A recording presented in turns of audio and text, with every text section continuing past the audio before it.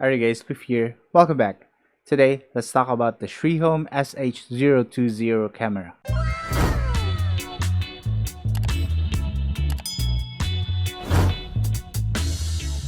Schools are back and physical classes are just around the corner. My daughter Alex needs something to monitor her dorm room whenever she's away, so we decided to get a new camera just for her. We need something for a small room, has pan tilt and zoom feature, night vision, motion detection, alarm notification, two-way audio, and it should be from SriHome so that I can use only one app for all my cameras. But before we proceed, let me have a moment to thank all of you guys for continuously supporting this channel. Just like and share to show your love, and please do subscribe if you still haven't yet. And with that done, here's my new SriHome SH020 camera. Let's do this.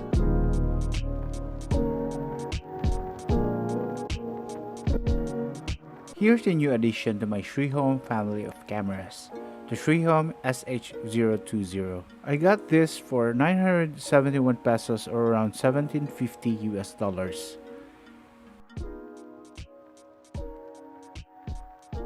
It comes in a generic box, like the ones I received from my previous unboxing. A practical way to pack different types of items.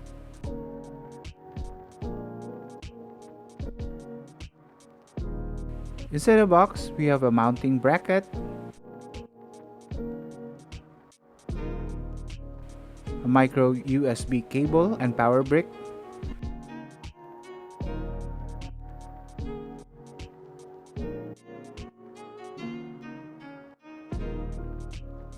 tucks and screws for the bracket, a user manual in case you can't watch this video, and finally, the SriHome SH020 camera. Reminds me of Asimo. Let's take this off first. This Asimo looking PTZ camera can pan right and left 355 degrees and tilt up and down 90 degrees. It features a 3 megapixel camera with resolutions up to 1296p. It also supports two-way audio, motion tracking and detection, and night vision. Aside from Wi-Fi, it can also use the more stable wired mode via the LAN port. It also has 5V micro USB port for power and factory reset button if you're locked out. The antenna at the back is permanently attached to the device, unlike my other SriHome cameras. At the bottom, we can find the holes for the audio system. On the center is a mounting hole and a sticker containing the ID and default password for this particular device.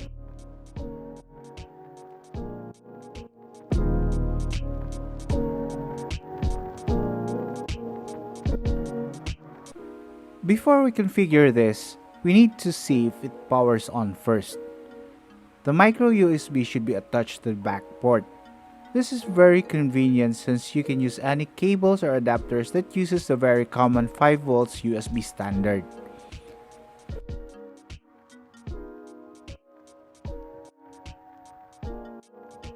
Any minute now. It will take a while during the first time loading the instructions. Let's wait for a bit. And a bit more. Once done loading, it will make a sound. Then do a diagnostic rotation and tilt to check for obstructions. Then it will beep continuously to tell you that it's ready for pairing and configuration. It will be like this for a few minutes, then shut off if no configuration has been made. If it happens, just unplug and replug the power to reset. The first user to configure the device will have the administrator privilege to some settings other users of the camera won't have. The SriHome app needs to be installed to set up and configure the camera. I'm currently using my iPhone, but the app is also available for Android users as well. Search SriHome inside the store and install. I already downloaded mine since I'm using this to control my previous cameras. You need to register a user or users to use the SriHome app.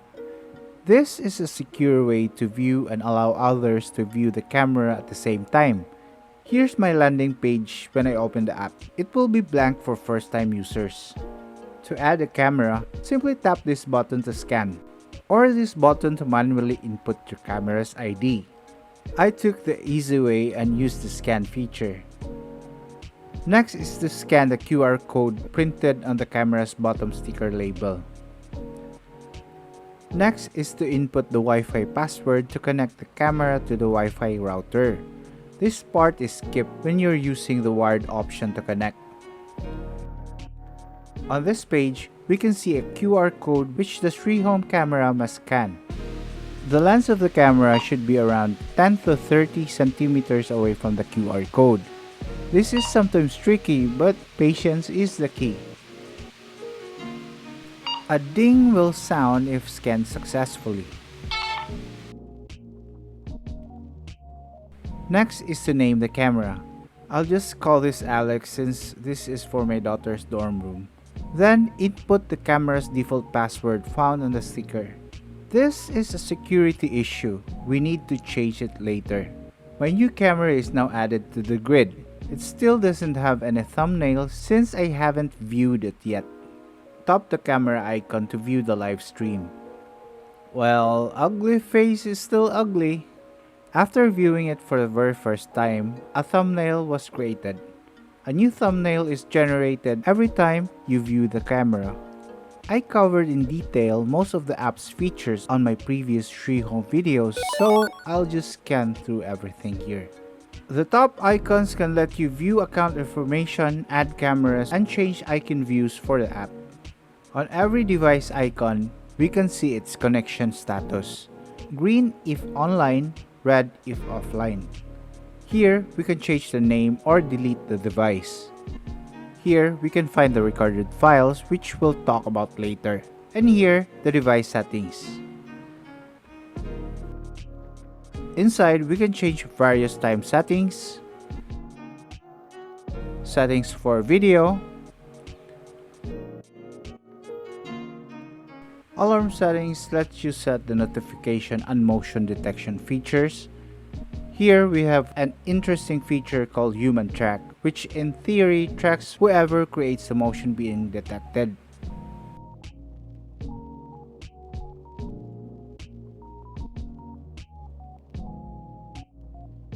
Just don't mind the messy background. With Human Track on, the camera struggles to track me. Maybe it's because I'm using Wi-Fi. It's a bit disorienting because of the lag, but the feature is there if you need it.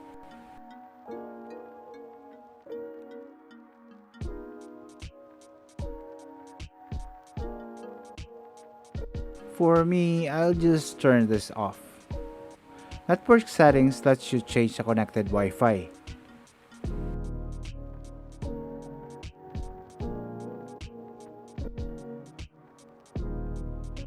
You can change the camera's password in security settings. This is very important if you don't want strangers looking into the camera. Going back, visitor management lets you share the camera to other viewers.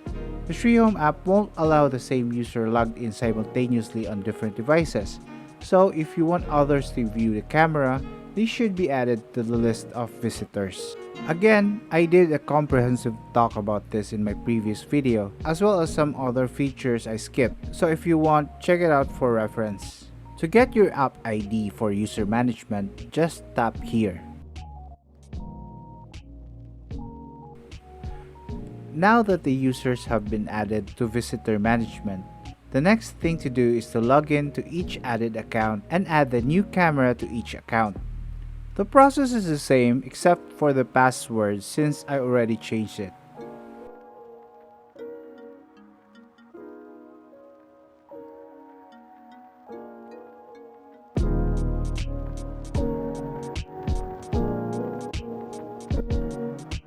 The SH020 is compatible with any micro SD card for its storage. I recommend you buying faster cards like this one of the same brand I bought previously. Link in the description.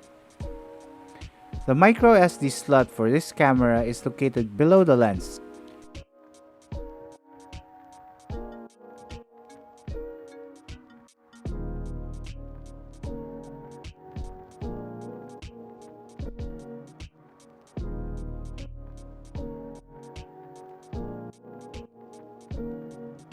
After inserting, let's look at some interesting features first in record settings that I skipped earlier. Here you can view the size or format your card. If your card has issues, it usually won't show this information. To save space, I turn off 24/7 recording and turn on alarm recording so it will only record if motion detection alarm is triggered. Also, I record in SD. Quantity over quality. You can try this too if your card is small like mine. Be sure motion detection is set in alarm settings for this to work.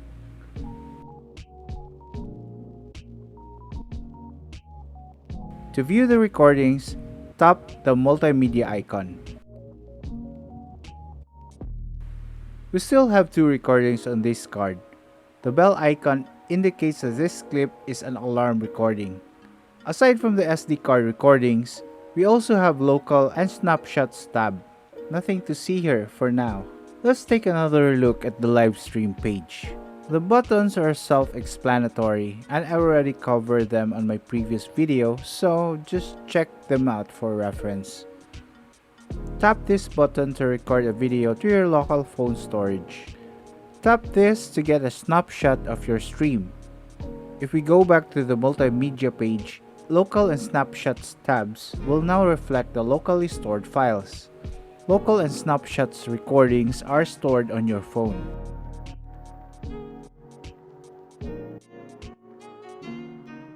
And finally, on the bottom part of the app settings, you can reboot the camera remotely and update it to get the latest features and bug fixes.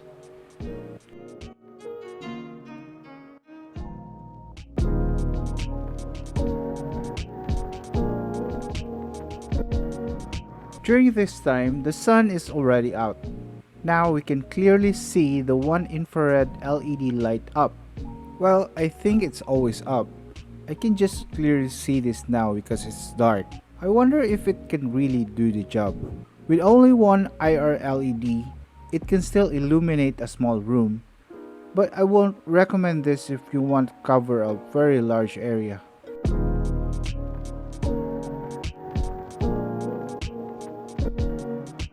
Here's the good part. Even though this is not the cheapest camera from SriHome, with less than 1,000 peso price tag, this is still definitely cheap. All the basic features that I needed, PTZ, two-way audio, motion detection, night vision, alarm notification, what do you know? They all work as expected. Okay, here's the bad part. The night vision mode works great in a small room, but I highly doubt it if placed in a larger room. Most probably because it only has one IR LED. If you want more range, you'll probably love this other camera over here. And also when the camera is switching from normal day mode to night vision mode, again, night vision mode, it will take 3 to 5 seconds to switch. This is not ideal in a professional environment, like if you want to monitor your business, those few seconds could be critical in most situations. But still, this is a good camera. Not only that it's cheap, it has everything that I needed. It will help Alex monitor her dorm room and her Lola will have a peace of mind. Fly high, my daughter. No, not that kind of high, not too much. And that's my take on the SriHome SH020 camera. Be sure to like, share, and subscribe for more videos like this one. See you in the next one. Keep safe. God bless.